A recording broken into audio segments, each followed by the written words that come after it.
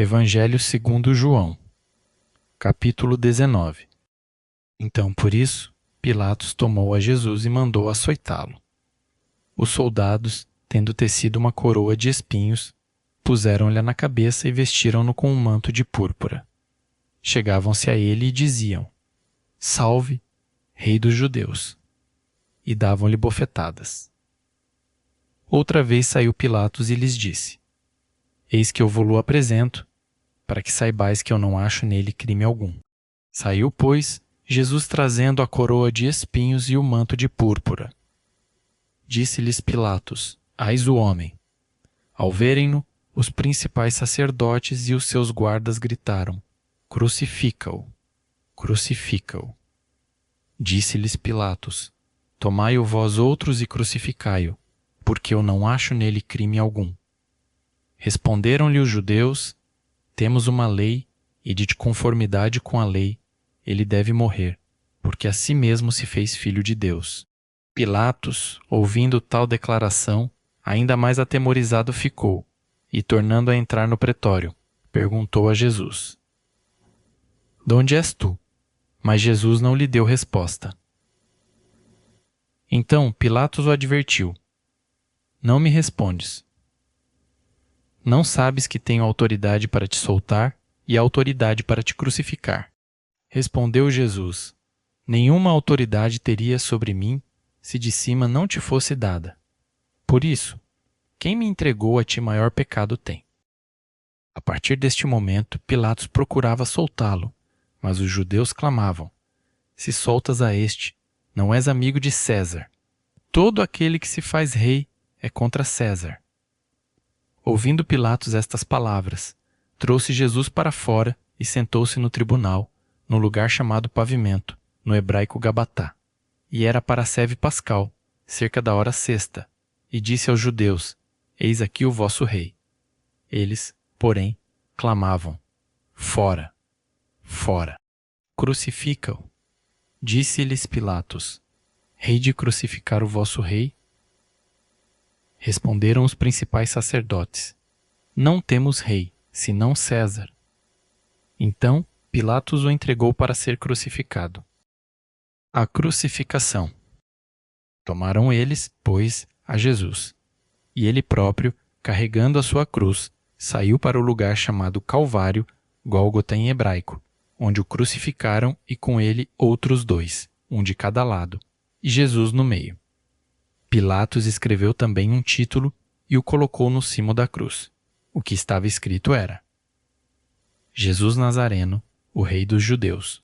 Muitos judeus leram este título, porque o lugar em que Jesus fora crucificado era perto da cidade, e estava escrito em hebraico, latim e grego.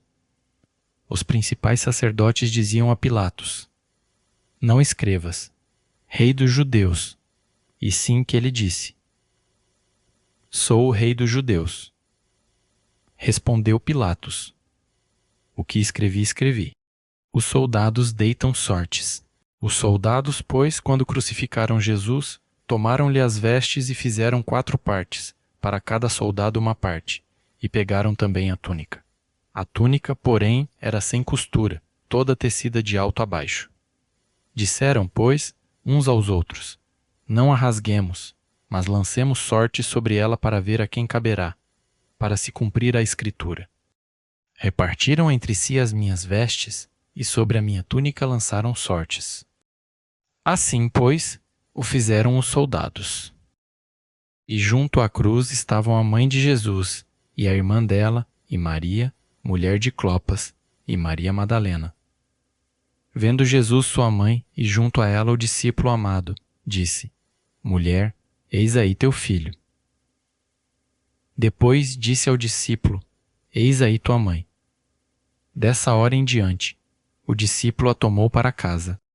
A morte de Jesus.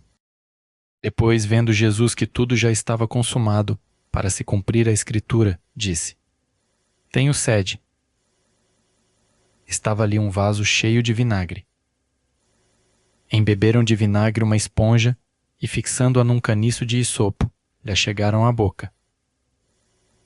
Quando, pois, Jesus tomou o vinagre, disse: está consumado.